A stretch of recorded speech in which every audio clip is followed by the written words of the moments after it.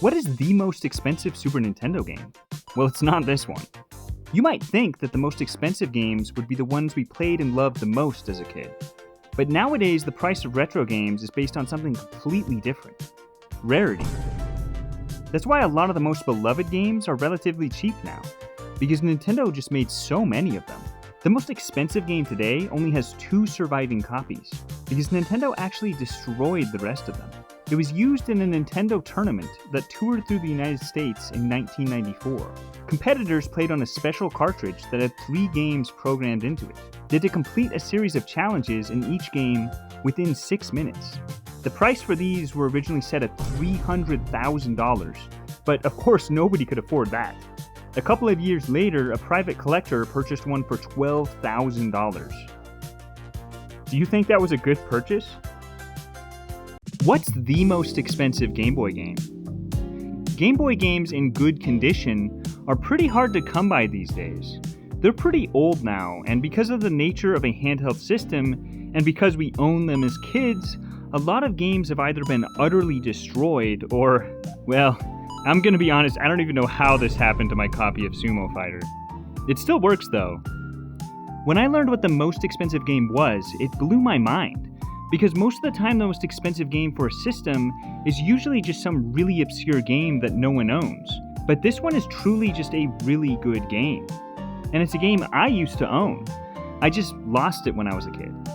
This is Amazing Tater, and it honestly truly is an amazing game. It's a pretty simple puzzle game and the sequel to Quirk, or Puzzle Boy. The reason why it's so expensive these days is because the developers Atlas did not believe it would sell very well, so they released a very limited amount of copies.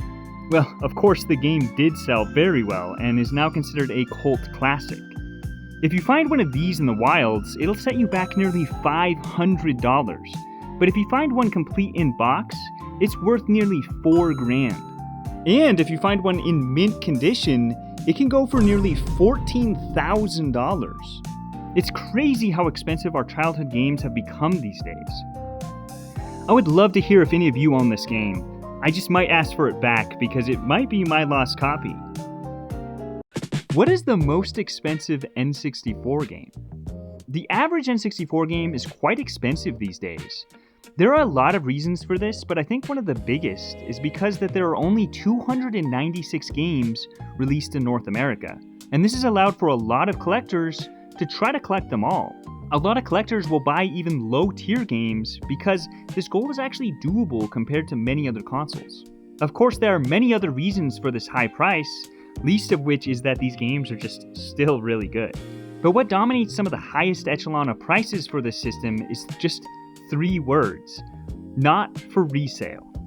These games were made just for demonstration purposes, like those old play kiosks at Target and Toys R Us. The standard prices for these games are quite expensive, but they're not for resale versions, they get stupid. And of course, there are the ridiculous one-off purchases, like the sealed copy of Mario 64 selling for $1.5 million. But what about the average Joe like me? What about the standard basic cartridges that we all owned as kids? What is the most expensive game that we could feasibly still have in our closets? Well, it's Clay Fighter Sculptor's Cut, a game which is an updated version of Clay Fighter 63 1/3. 63 1/3 released to very negative reviews, and for some reason, Interplay decided to release an updated version, that being Sculptor's Cut, with some new content and a better menu. Of course, this game also failed, and not a whole lot of copies actually got sold, as it was originally intended to be a Blockbuster rental exclusive. If you run into a loose copy of this game in the wild, it will cost you nearly $1,000.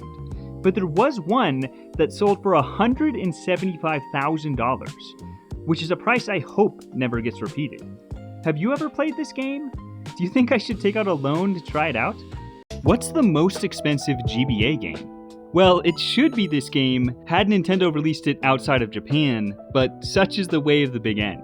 These videos are hard to make because there are a bunch of special versions of games that increase the price in ridiculous ways, like Pokemon Emerald, which is $200. That's already really expensive in my opinion, but if it has that little Plays on DS on the top left of the box, that baby's worth $1,300. But what base game is the most expensive, that the regular Joes like me could have feasibly purchased on the shelves of a Toys R Us in the early 2000s? Well, it's possibly the coolest GBA game. It's Ninja 5-0. Despite it being a very solid 2D platformer, it sold abysmally.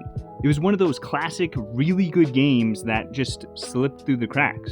A loose copy is worth around $300 now, but in box, it's worth $800. I've never personally played this game, but I would love to hear if any of you have, and if it would be worth it to pick up the re-release on the Switch. If you watched this video to the end, thank you so much, and please consider watching some of my other shorts. I have a bunch just ready and raring to go.